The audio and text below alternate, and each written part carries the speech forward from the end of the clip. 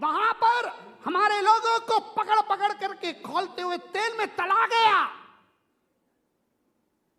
और ऐसे समय के अंदर एक और जैन रानी का उदय हुआ, ताराबाई देवी, और उन्होंने युद्ध की सुकान ली और औरंगजेब को परास्त करके धूल चटाने का काम एक जैन रानी ने किया।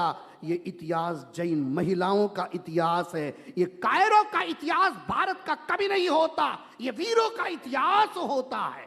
ताराबाई साहेब असतील, शिवछत्रपती असतील, संभाजी महाराज असतील, राजाराम महाराज असतील, यांनी जो महापराक्रम गाजवला आणि अशा महापराक्रमी व्यक्ती आपल्या जातीमध्ये, आपल्या धर्मामध्ये असाव्यात असं वाटणं सगळ्यांना साहजिक आहे। म्हणजे फक्त भारतातच नाही तर भारतातल्या बाहेरच्या सुद्धा लोकांना त्याच्याविषयीचं एक आकर्षण असतं।